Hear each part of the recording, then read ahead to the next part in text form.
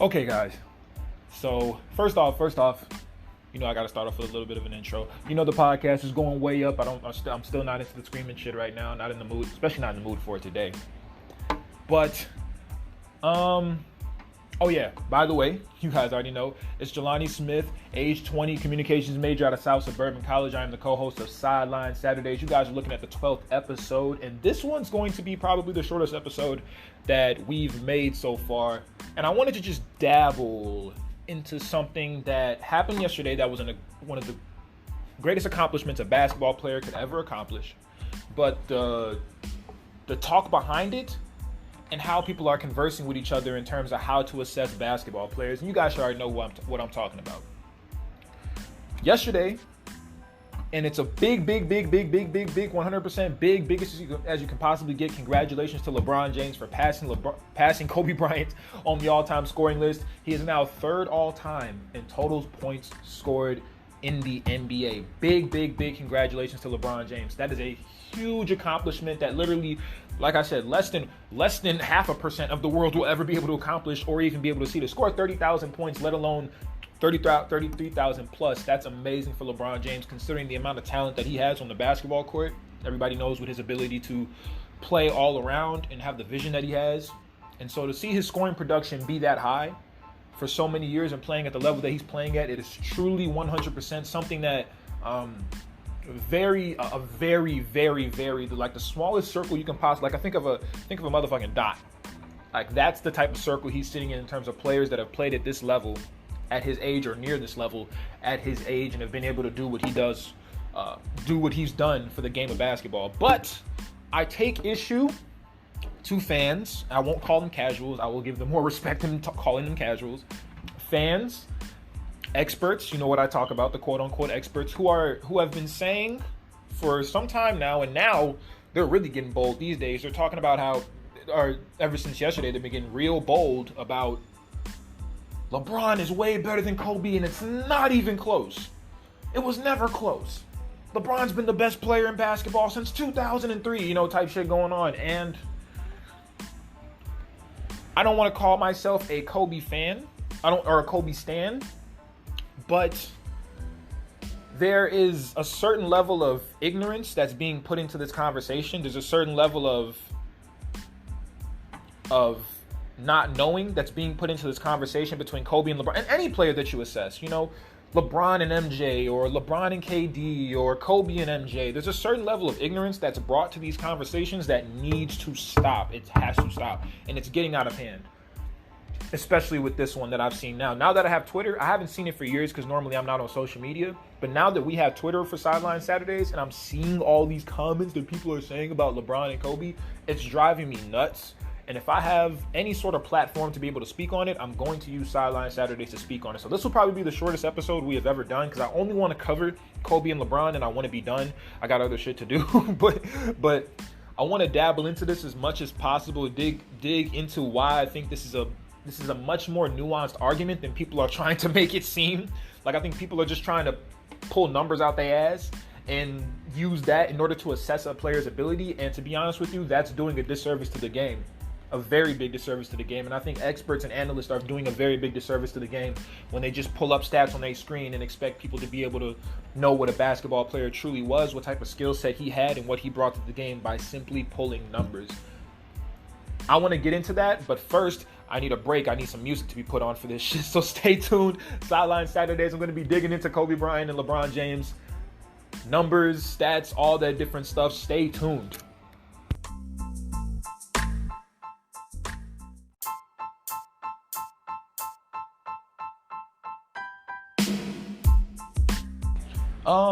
We are back on these Sideline Saturdays. I'm coming to you guys today with the Kobe and LeBron debate. Although I'm not going to compare Kobe to LeBron. I don't really like comparing players on this game. I don't do the whole comparing of players. I don't like to do that. It's not really how I like to assess basketball. I don't think it's a very good thing to do.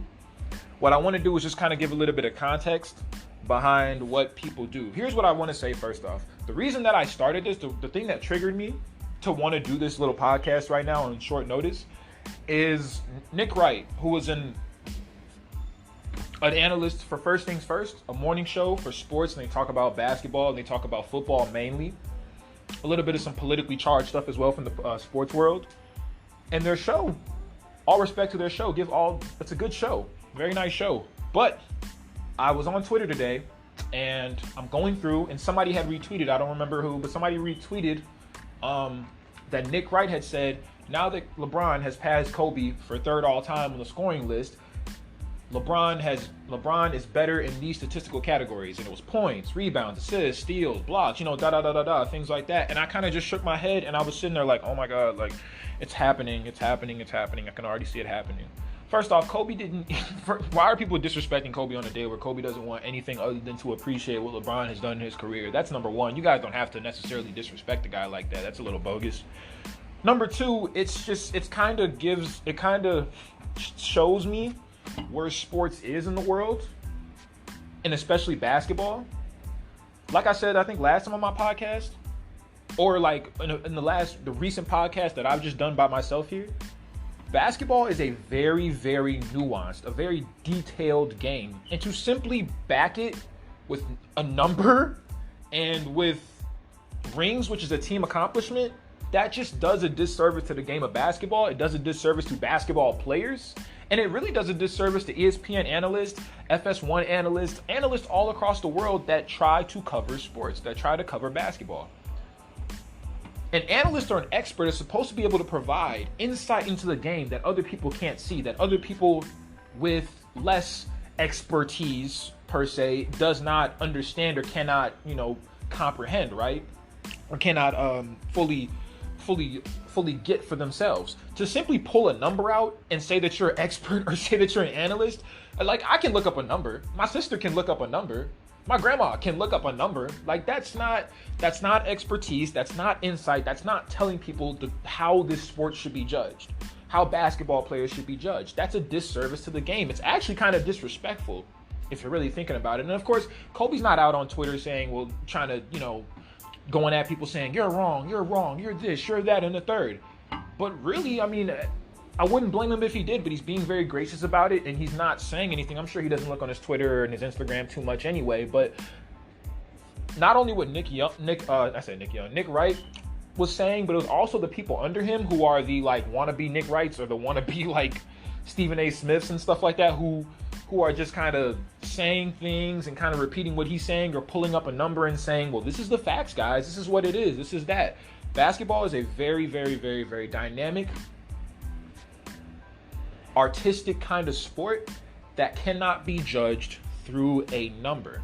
And I'm going to kind of try to explain what I'm saying here, and hopefully it'll give you guys a little bit of clarity. Where do I start really with this? Let's start with stats. So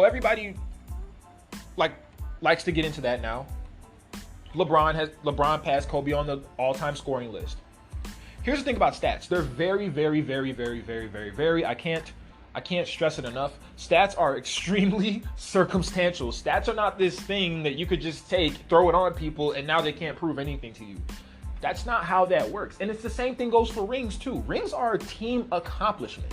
That's what rings are. It's a team accomplishment. So to assess another player's ability over another by the use of straight numbers and rings, which are a team accomplishment, and like I said, numbers that are very circumstantial, it's a little sad. I'm not going to tell you. It's a little sad. That's not how it's supposed to work. So the people who are saying, well, LeBron's stats are way better than Kobe's, you're wrong. But the people who are saying, well, Kobe has more rings than LeBron, you're also wrong. That's a simple fact. You're also wrong. Both of y'all sides are wrong.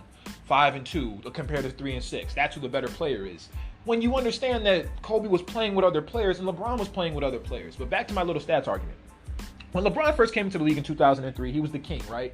Already crowned the king at just 18 years old. 16 years old, he was on Sports Illustrated. Everybody knows kind of the story of LeBron and how he, grew up in Akron and has ascended to be LeBron that he is today, right?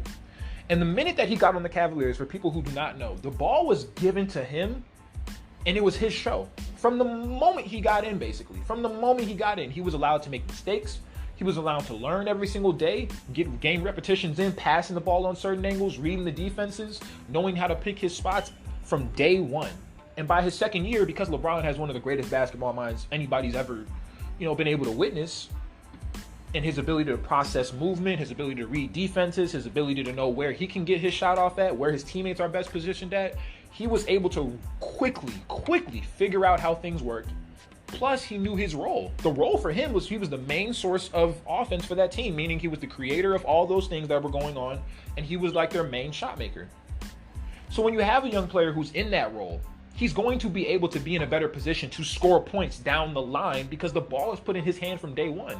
Kobe Bryant came in, number 13 overall draft pick, and didn't have those same liberties. He didn't have that same privilege that LeBron had. So ultimately, that's going to take away from the amount of points that Kobe's going to be able to score throughout his career. He wasn't able to come in a position when he was 18 years old and just have the ball in his hand from day one and learn and be able to read defenses at the NBA level. That wasn't his story. It took him 2 or 3 years before the Lakers started giving him the minutes that he later got on down his career. And even then, LeBron came into a situation where he was expected to, like I said, be kind of the offense, be the creation source for that offense. Whereas Kobe Bryant was looking at a situation where he was sharing shots with another superstar, the most dominant force to have ever played the game, possibly in Shaq. LeBron, in his entire time in Cleveland, his first stint, never had to deal with that. He never had to look at somebody else and say, oh yeah, well, I got to make sure that I feed him. I got to make sure that he gets fed because he's also trying to put up 25, 27, 28, 29, 30 points like I am. He never had to do that. And of course, Kobe was doesn't have the same vision that LeBron James does. We can all agree on that. I'm not going to sit here and try to debate with you that LeBron isn't, to me, a better passer than Kobe Bryant. I'm not trying to debate that at all.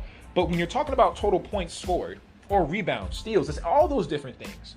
When you are the main source of a team, completely, you know what I'm saying? And not to down the Cleveland Cavaliers roster, but that's really what it was at the time. That's really what it was compared to Kobe Bryant, who had to share a lot with the rest of those guys on that team. Of course, LeBron did share too, but not to the extent that Kobe had to with Shaq also being on that team. And a lot of people say that Shaq was responsible for that three-peat that happened in the Lakers, which is false. That's dumb. But that's the mark that people put on Kobe Bryant, that he was a non-factor, he wasn't that big of a deal, that Shaq carried him in this, that, or the third. Well, if that's the case, then you can use that as an argument for why Kobe Bryant didn't necessarily have the same, because he didn't get the offense put on his shoulders the way that LeBron does. That ultimately is how you can make stats circumstantial. That's how stats are circumstantial in a situation like that. Now, had Kobe Bryant come into the league, he was the number 1 overall pick by the Cleveland Cavaliers, and given the ball on day one, you might be looking at an entirely different story. You'd be looking at more points for Kobe Bryant. And Kobe Bryant didn't get the same autonomy, meaning he didn't get the same amount of ability to do what he wanted to on offense until Shaq left. Think about that. Until Shaq left. That wasn't until 2004. 2004. So you're talking about 6-7 years into Kobe Bryant's career, and he doesn't get the same full autonomy, the same full control of the offense that LeBron has. That's just a matter of fact. That takes away from assists. That takes away from points. That takes away from rebounds. That takes away from steals. That takes away from all of it, entirely. All the stats, win share, every single field goal percentage, everything. It could make it a little bit different, just off of something like that. And I'll give another example of circumstantial stats. Steve Nash, or circumstantial, like just somebody's image, somebody's value being able to change because they play on a different team or in a different situation. Different teammates, different coaches, different system, different responsibilities. That's what my whole point is on stats being circumstantial. But Steve Nash, if everybody remembers, excellent player for the Dallas Mavericks. Nobody's going to dispute that. But his value and his image changed as a player when he went to Phoenix. Dallas Mavericks had Michael Finley, Dirk Nowitzki, Nick Van, they had a team together. But once he got in a system with Mike D'Antoni, who was he's considered an offensive progressive, very offensive minded, with Sean Marion, Amari Stoudemire, Joe Johnson, Quinn Richards, guys like that, all of a sudden you've seen the value of Steve Nash and his passing ability and his ability to get shots off for other people and his ability to shoot off the dribble. That's him going to a different system, upping his numbers, and being able to win 2 MVPs. The system that you run, the players that are around you, and the coach, everything has an effect on stats. They have an effect on a player's value. Think about Jason Kidd. When Jason Kidd was in Phoenix and in Dallas. Excellent transcendent passer. Everybody knew that. He had a gift for passing. I remember reading a scouting report that even said Jason Kidd, when he was a draft scouting report that came out, that Jason Kidd might be a better passer than Magic Johnson is as a rookie. That's how good of a passer Jason Kidd is. How good he is at finding people. But it wasn't until he got to New Jersey and he got around Kerry Kittles, Kenyon Martin, Richard Jefferson, and the whole nine, all those guys on the floor, that you got to see his value. And then people were all of a sudden saying, man, Jason Kidd, he led the Nets to the NBA Finals 2 years in a row. That's because the system changed. The teammates around him were different. The coach, the way he interacted with it was all different. And it was the right situation for him. And he was able to show exactly what he could do. And things changed for him. His value changed for him. Then Vince Carter comes around. They dominate even more. And they dominate more in the East for years to come. James Harden. When he played under Kevin McHale, over 25 points a game. Great player. Nobody could dispute that. One of the best offensive players the game had seen even at that time, before Mike D'Antoni came. But once Mike D'Antoni did come, and the offense became more suitable for him, and the ball was in his hand even more, and there were more shooters, and the roster was a little bit different and more suited towards him, his numbers started to skyrocket to the point where now he's either MVP or he's runner-up for MVP every single year with a super high usage rate, partially because of Mike D'Antoni's system compared to Kevin McHale's system of offense being run. That's what I mean when I say stats are circumstantial. And so now when you look at James Harden's stats, you're like, holy shit. Like, this dude, 37 points a game, 36 points per game last year. When Mike D'Antoni gave him the ball initially and said, go ahead and go, he led the league in assists, which wouldn't have happened under Kevin McHale because the responsibilities for him were different. They were less hefty. Once Mike D'Antoni came around, he gave the ball to James, said, it's your show, my guy. It's really your show. Even more of your show than it was when Kevin McHale was here. Those are circumstantial stats. That's what I'm talking about, guys. So when people bring up all these stats with LeBron and Kobe and say he's better at this, he's better at that, understand that it's not just you that is able to create those stats. The coaching staff is what helps create those stats. The team that you're playing on helps create those stats. So when we're assessing a player's ability, how should we assess a player's ability? It shouldn't be through rings, because as I said before, that is a very, very flawed... Who wins championships, guys? Teams. Teams win championships. If everybody thinks about it and says, well, LeBron won them that championship in Cleveland. Well, if Kyrie Irving isn't there and putting extra pressure on the defense, hitting shots down the stretch, doesn't score 41 in Game 5, doesn't hit that big shot in Golden State, and isn't a scoring threat, then they don't win that championship, and that's just reality, guys. If Shaq doesn't have Kobe right next to him, putting pressure on the defense constantly all game, being in attack mode all game, hitting tough shots when they had no other player on the perimeter who can hit that shot, humbling defenses, demoralizing defenses, then the Lakers don't three-peat. That's just a simple fact of it. And it can go for any one of those players. Everybody has to play their role on the team in order for a team to win. Everybody has to star in their role in order to win championships. This is not one-man army show. This is not baseball. This is not baseball, guys. We can't just look at numbers and be like, yeah, that's the best player in baseball. That's the best player in basketball. We can't do that. That's not how that works. And that's just being disrespectful to the game. And ultimately, analysts, that's not the correct way to tell people how basketball works. You know what I'm saying? But back to what I was saying, how should we assess a player?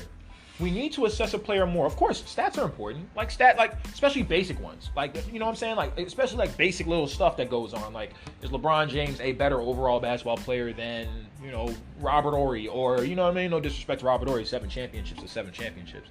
But basic stuff but when you're talking about LeBron, Kobe, it's not as simple as stats. Oh yeah, it favors LeBron, so he must be a better player. We have to start using more of our eyes to understand a player, to understand how they affect games, impact a team, and how then we can assess and evaluate a player. We have to look at like eye test factors, creating shots, plays, degree of difficulty on these shots, offensive versatility, demoralizing defenses, humbling defenders, striking fear, vision, playmaking, ability to create, different things like that. But it has to be more along the lines of what you are seeing out there on the basketball court. Let me give you guys something that needs to be understood. And this is why I say people that haven't played basketball or really tried to perfect their craft of basketball don't really get it from a certain perspective. When you play basketball and you're trying to be great, it's not just about a lot of it has to do with it's hard to explain, but it's something that's there. The more hours you put into the gym working on your skills, the better that you are. But under a certain system, not all of those things can be displayed, if that makes sense. But there are certain little things that happen within a game.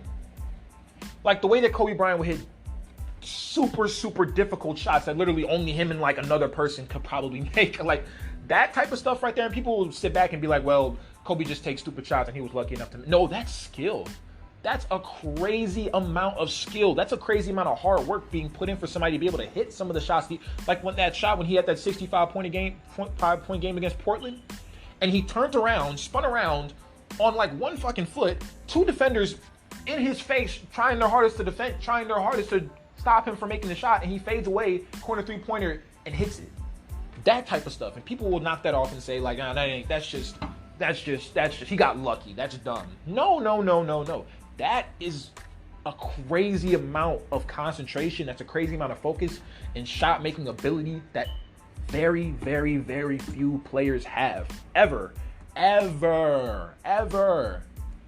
guess one of the best ways I can explain it is with Giannis or I should say the Bucks and the Raptors last year.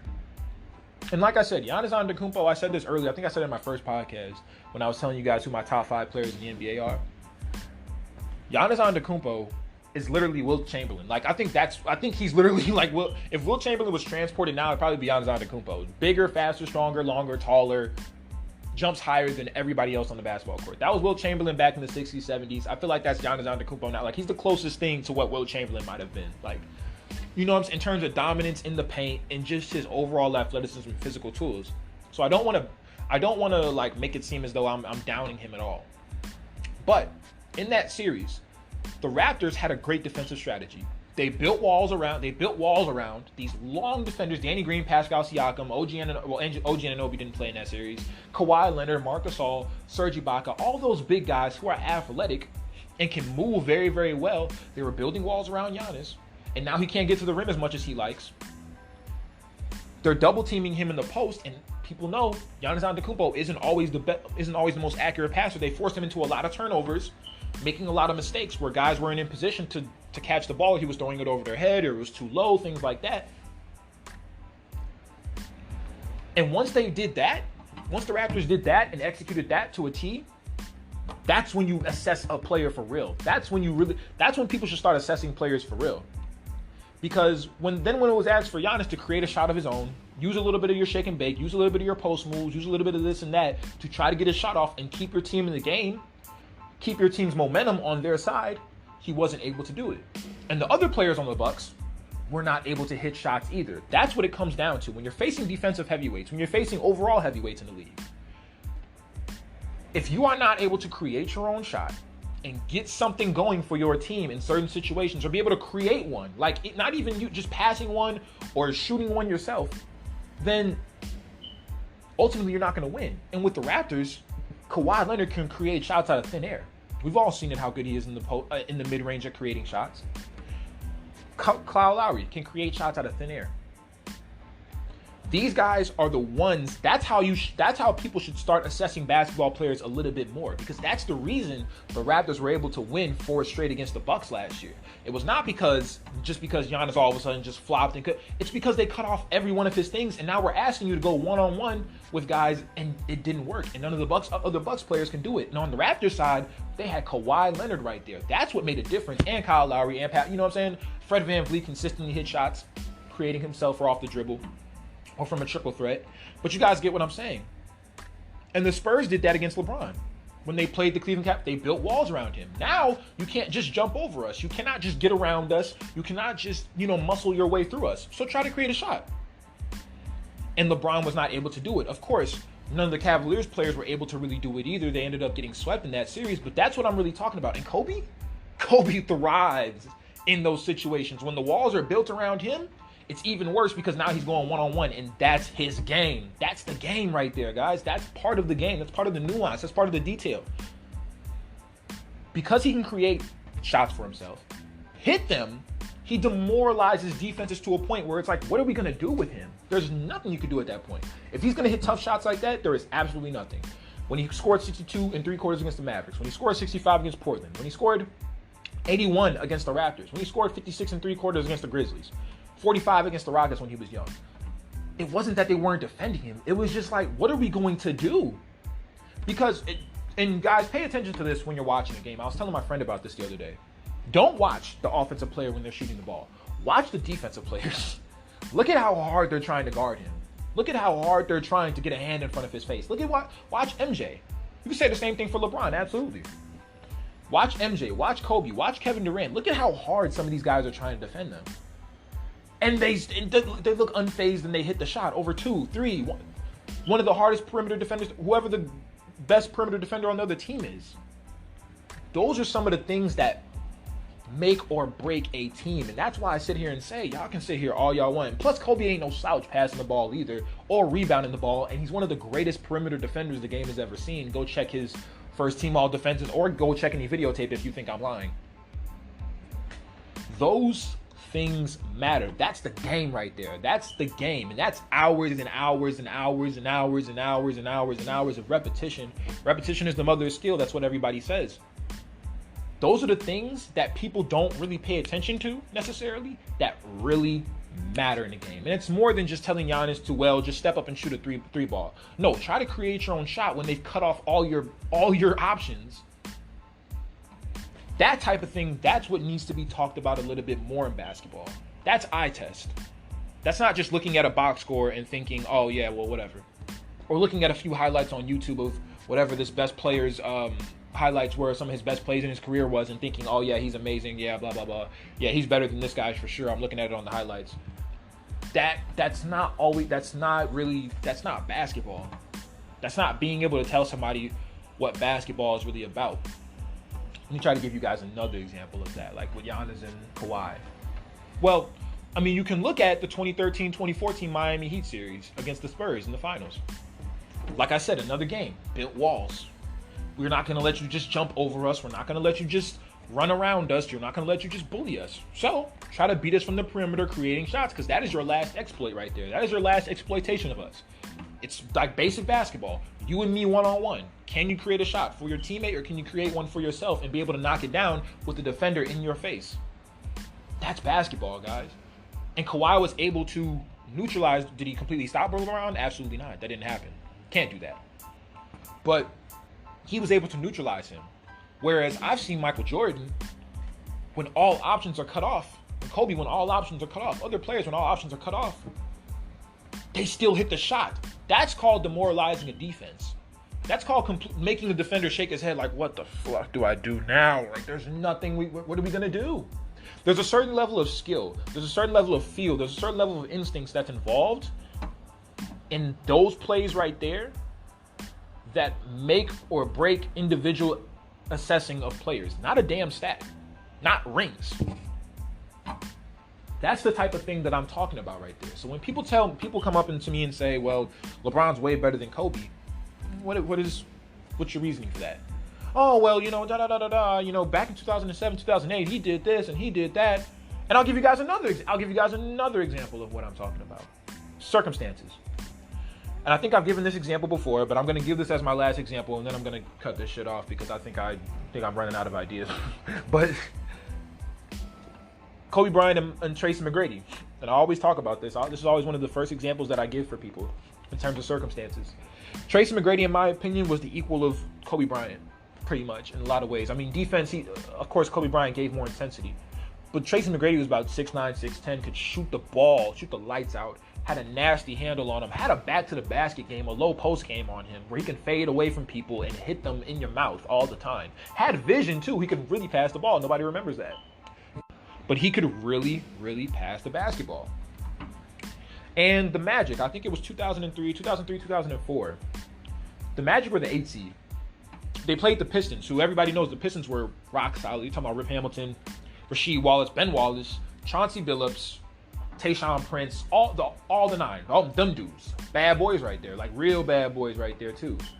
Not just the Detroit Pistons from the '88. They were bad. They were the original bad boys, but them dudes, they were bad too. And the Magic were up 3-1, surprisingly. And about to beat a 1 seed. They were up 3-1. They end up blowing the series. And they lose. Tracy McGrady did not have another shot creator on that team that could help him get out of trouble a lot of times. And Pistons packed down on defense. They were able to stop Tracy McGrady just enough to be able to hold him off. The Lakers, meanwhile, Kobe had been winning championships throughout that time period where Tracy McGrady had been dominating on the Magic and scoring points and putting up rebounds and assists and all those different things like that. Kobe finally, there is no Shaq.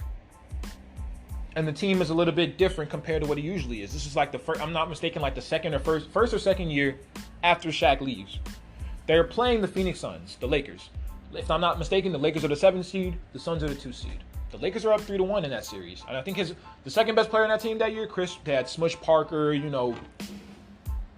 Devin George maybe, like Chris Smith, guys like that. The Lakers are up 3-1 in that series. And they lose. They blow the lead. They lose again. Just like the Magic did against the Pistons with Tracy McGrady. And in that moment, I guess the saying would be now Kobe Bryant kind of feels what Tracy McGrady kind of felt at that time. And I don't want to dig in on their teammates and stuff like that. At the end of the day, they're NBA players. They're some of the best players in the world in terms of basketball. But that's what I'm talking about. That's circumstances. So what if Tracy McGrady had by chance been drafted by the Lakers?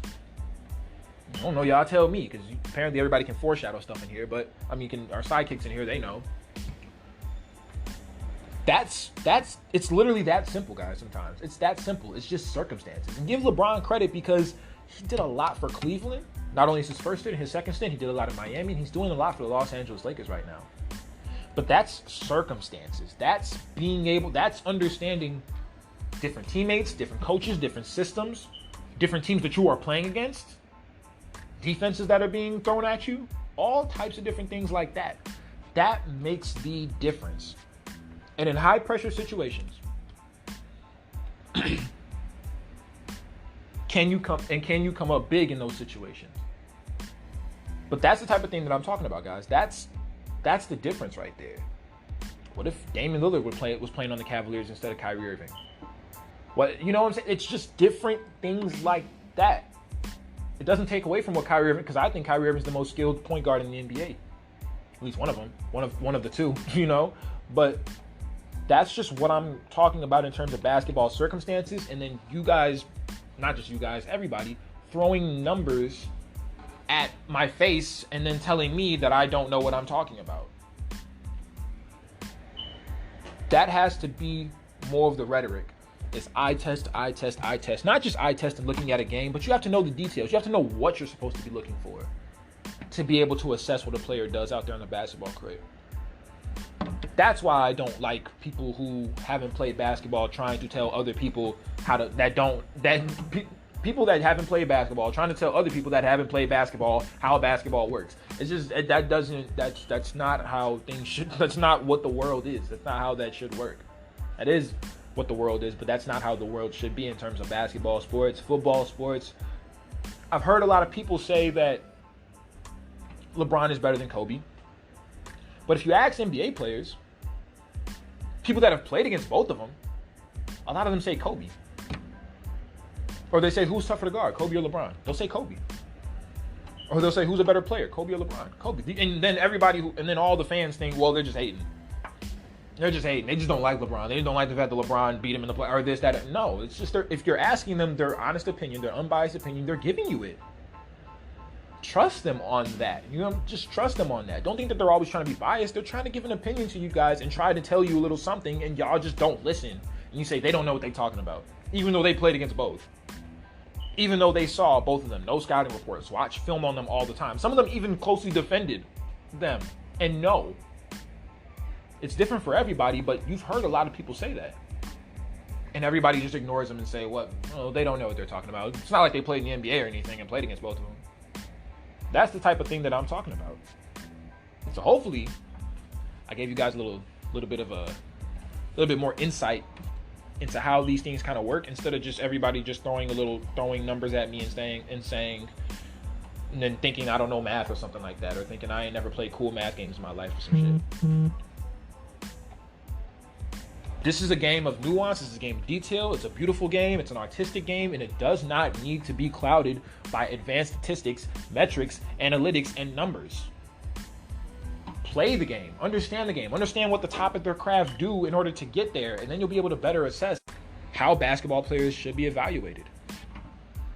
Check us out on Twitter, guys. Go follow us on Twitter if you want to get at me about this debate. It's an ongoing debate. It's not like all of a sudden I just dropped the mic and everything's ended. Check us out on Anchor, Spotify. We're also on YouTube. It's Sideline Saturdays. Jelani Smith, 20 years old, mass communications major out of South Suburban College. You already know the name. We'll be back with you on another episode with you guys. See y'all later.